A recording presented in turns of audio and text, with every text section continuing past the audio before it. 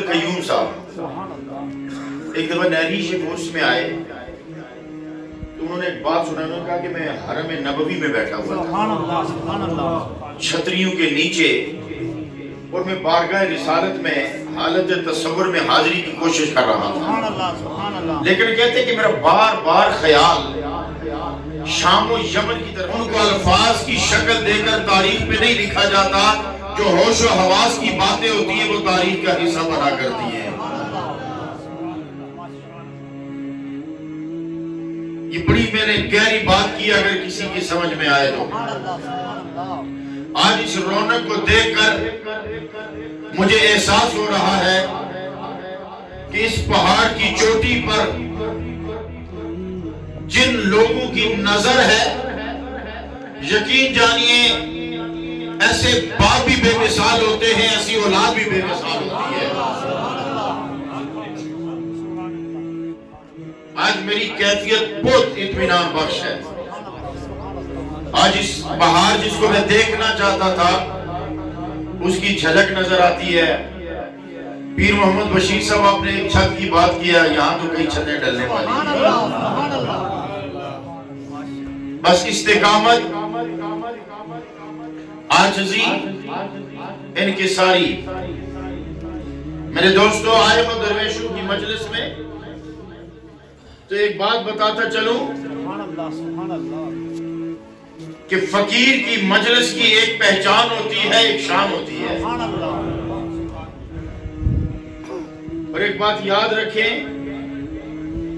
ایک حیت ہوتی ہے، ایک تعریف ہوتی ہے،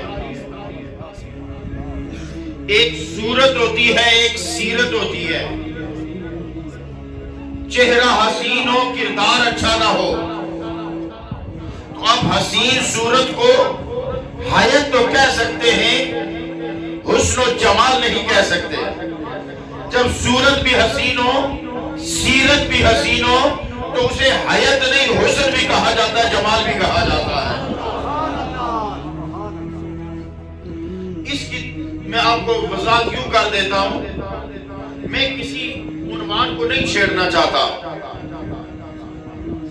اس لیے کہ جب کیفیات ہوں، برسات ہو رہی ہو، میری یہ بات بڑی توجہ سے سنیے گا، چونکہ ایک بات یاد رکھیں، آپ جتنے لوگ یہاں آئے ہو نا، یہاں بازار کوئی نہیں، یہاں پارک کوئی نہیں، یہاں دکانیں نہیں ہیں۔ اس پہاڑ کی چوٹی پر اتنی تکلیف جو اٹھا کے یہاں تک پہنچا ہے نا، وہ یوں سمجھے کہ چھاننے سے چھڑ کے آیا ہے۔ آپ چونکہ فقیروں کے دامن پکڑنے والے ہیں، اس لیے میں کسی عنوان کو چھیڑنا نہیں چاہتا۔ سیانے کہتے ہیں جب بارش برس رہی ہو، زمین گیلی ہو تو قدم احتیاط سے رکھنا چاہیے۔ پتہ نہیں میرا اشارہ آپ سمجھیں گے نہیں سمجھیں؟ نعرہ تکبیر، اللہ اکبر، رسالت، نعرہ حیدری، تاجدار ختم نبوت، عالیہ نیریو شریف۔ جب بارش برس رہی ہو اور زمین گیلی ہو تو قدم احتیاط سے رکھنا چاہیے، اور پھر جب گھڑے بھر رہے ہوں تو میاں صاحب نے فرمایا سکھیاں رل پانی نو ٹریاں تے کوئی مرسی بھر کے، جنہاں نے بھر کے سر تے تریا پیر رکھنو ڈر ڈر۔ اس لیے میں کسی ایسے عنوان کو نہیں چھیڑنا چاہتا، ڈر ڈر کے قدم رکھنا چاہیے۔ میں حیت اور تعریف کی بات کر رہا تھا۔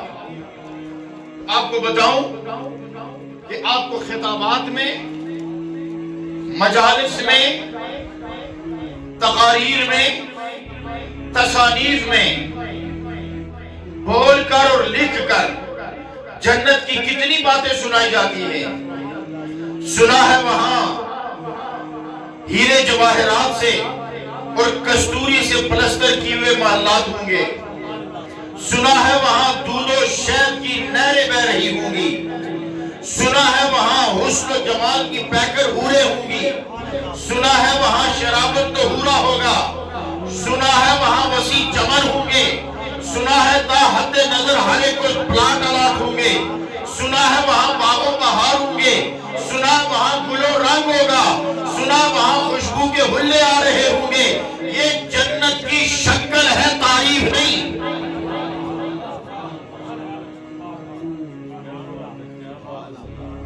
ये जन्नत की शक्ल है, तारीफ नहीं। अब तारीफ क्या है? तो सुनो, जन्नत की तारीफ ये है कि सारी चीजें होते हुए भी अगर सुकून ना हो तो सब बेकार है। तो ये सब हयात है। तारीफ ये है कि जन्नत में गम नहीं होगा, तारीफ ये है कि जन्नत में कोई मग़मूम नहीं होगा, कोई गम वाला नहीं होगा। दो तरह के लोग वहां मग़मूम होंगे। सुभान अल्लाह, सुभान अल्लाह। और पूछा जाएगा कि ये गम की जगह तो नहीं, ये क्यों मग़मूम है? कहा जाएगा एक तो शहीद है, वो कहते वक्त शहादत जो मजा आया था वो इन बाहों में नहीं है। जब तक वो जलवे नजर नहीं आते हमारा गम दूर नहीं होगा। और एक वो होंगे जो कहेंगे कि जन्नत में सब कुछ है, हमारे कोई यार होते थे जो हमारे साथ बैठा करते थे, वो नजर नहीं आते। चले मेरी बात और तरफ निकल गई, मैं फकीर की मजलिस की बात कर रहा था। फकीर की मजलिस की पहचान ये है कि फकीर की मजलिस में अमीर आए तो अमारत का नशा उतर जाए, गरीब आए तो गुर्बत का एहसास नहीं करता। ये पहचान है। तो शान क्या है? फकीर की मजलिस की शान ये है कि बादशाह की मजलिस में 1000 बार बैठ के उठो, कोई बादशाह नहीं बनता। फकीर की मजलिस में आओ तो फकीर फकीर बना के रख देता।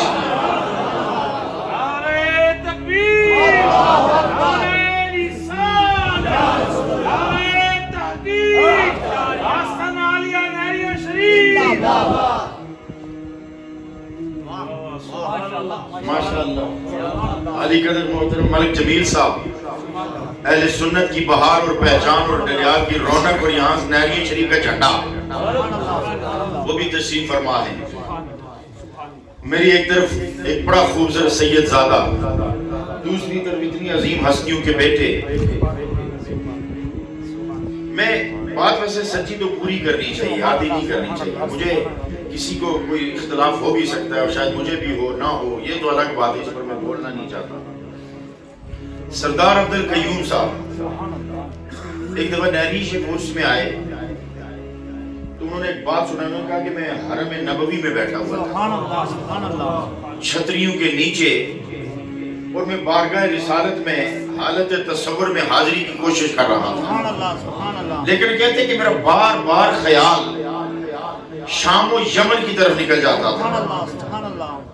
यमन नाम लिया या शाम लिया या इराक कर लें, तो मैंने सोचा ये क्या वजह है, मैं किस बारगाह में बैठा और मेरा ध्यान उधर क्यों निकल जाता है।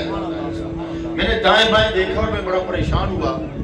मेरे दाईं तरफ एक शख्स बैठे थे, मैंने पूछा आप कौन है? उन्होंने कहा जी मैं बगदाद की फलां दरगाह से आया हूँ।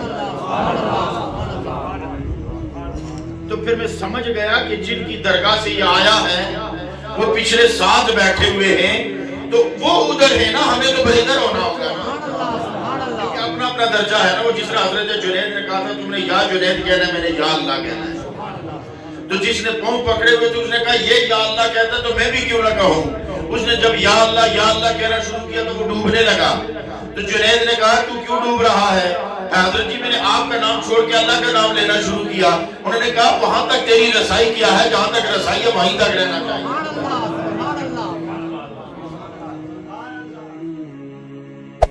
Hey there.